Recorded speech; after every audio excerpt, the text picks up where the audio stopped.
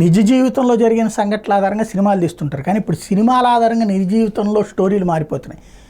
తమ కుమార్తెని తీసుకెళ్ళిన ఒక వ్యక్తిని సినిమా స్టైల్లోనే చంపేసినటువంటి ఉదంతం తాజాగా వెలుగులోకి వచ్చింది. ఇది కుమార్తెని కిడ్నాప్ చేశాడని ఓ ఆటో డ్రైవర్ మీద కక్ష పెంచుకున్న తల్లిదండ్రులు ట్రాప్ చేసి దారుణంగా హత్య చేశారు. తర్వాత మృతుడి ఆటోని ప్రధాన నిందితుడి సొంతానికి వాడుకుంటున్నాడు. ఏడాదిన్నర కింద జరిగినటువంటి హత్యఘటనలో నిందితుల్ని ఆటో వెనక బంపర్ పట్టించింది. నిందితులను అరెస్ట్ చేసిన హైదరాబాద్ బోరబండ పోలీసులు ఆదివారం రిమాండ్కి తరలించారు. అసలు విషయం ఏంటంటే, ఆంధ్రప్రదేశ్లోని ఎన్టీఆర్ జిల్లా రెడ్డిగూడెం మండల కేంద్రానికి చెందినటువంటి అలవాల మురళీరెడ్డి, అంటే ఎన్టీఆర్ జిల్లా అంటే ఇదివరకు కృష్ణా జిల్లా అనమాట, క్యాబ్ డ్రైవర్, హైదరాబాద్ జగద్గిరిగుట్టలో బీరప్ప నగర్లో భార్య ద్వారక 43 ఏళ్ళు, కుమార్తె 14 ఏళ్లతో ఉంటున్నాడు. బాలిక స్థానిక ప్రభుత్వ పాఠశాలలో చదువుతుండేది. కరోనా సమయంలో ఆన్లైన్ క్లాసుల కోసం బాలికకు స్వచ్ఛంద సంస్థ ట్యాబ్ ఇచ్చింది. అందులో యాప్లు డౌన్లోడ్ చేసి బాలిక రీల్స్ చేసేది.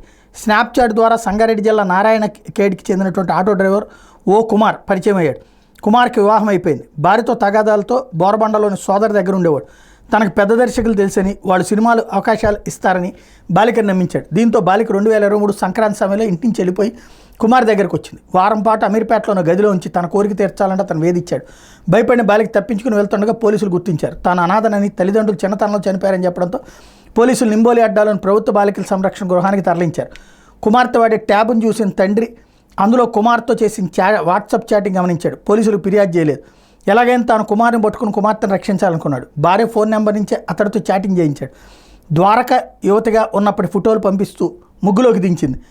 నెలన్నర చాటింగ్ తర్వాత మురళి 2023 మార్చి 10న మియాపూర్లో ఉండే తన బావమరిది ఊరు వెళ్ళిన విషయం తెలుసుకుని ద్వారకతో సందేశం పంపించి కుమార్ని అక్కడికి రప్పించాడు. అతన్ని తాళతో కట్టేసి ఇద్దరు కర్రలతో మర్మంగాలు ఇతర భాగాల్లో చితకబాదారు. తమ కుమార్తె ఆచూకీ చెప్పాలని కొట్టినా అతని నుంచి సమాధానం లేదు. కొద్దిసేపటి తర్వాత స్పృహ తప్పడంతో మరణించినట్టు భావించి మృతదేహాన్ని మాయం చేయాలనుకున్నారు. కారు డిక్కీలు వేసుకుని 11వ తేదీన కోదాడ సమీపంలో సాగర్ కాలువ దగ్గరికి చేరుకున్నారు. మృతదేహాన్ని బయటికి తీసే సమయంలో కుమార్ చేతులు కాళ్ళు కదిలించాడు. దీంతో కుమార్ దేహానికి మురళి రాళ్లు కట్టి కాలువలోకి విసిరేశాడు. కుమార్ కనిపించకపోవడంతో భార్య బోరబండ పోలీసులు ఫిర్యాదు చేస్తే అప్పట్లోనే కేసు నమోదైంది. హత్యానంతరం మురళి కుమార్ ఆటోని ఇంటికి తీసుకెళ్లిపోయాడు. రిజిస్ట్రేషన్ నెంబర్ మార్చి తానే నడుపుకుంటున్నాడు. 2023 డిసెంబర్లో మురళికి సూర్యాపేట జిల్లా సఖీ కేంద్రం నుంచి కాల్ వచ్చింది. స్థానిక ప్రభుత్వ సంరక్షణ గృహంలో కుమార్తె ఉన్నట్టు చెప్పడంతో అక్కడికి వెళ్ళి ఆమె ఇంటికి తీసుకొచ్చాడు. ఈ నెల తొలి వారంలో కుమార్ ఆటో మాదాపూర్లోని గూగుల్ కార్యాలయం దగ్గర ఉండడం అతడి బావమరిది యోహాన్ చూశాడు. ఆటో వెనక బంపర్ ఇతర ఆటోలకు భిన్నంగా ఉండటంతో అది తన బావదేనని గుర్తించి బోరబండ పోలీసులు సమాచారం ఇచ్చాడు. పోలీసులు ఆటో రిజిస్ట్రేషన్ నెంబర్ మీద ఉన్న ట్రాఫిక్ చలానాలను కొన్ని నెలల కింద చెల్లించినట్టు గుర్తించారు. ఇందుకోసం మురళి తన ఫోన్ నెంబర్ ఉపయోగించడం, దాని ఆధారంగా దర్యాప్తు ప్రారంభించి అతను అదుపులో తీసుకుని ప్రశ్నిస్తే హత్య చేసినట్టు అంగీకరించాడు.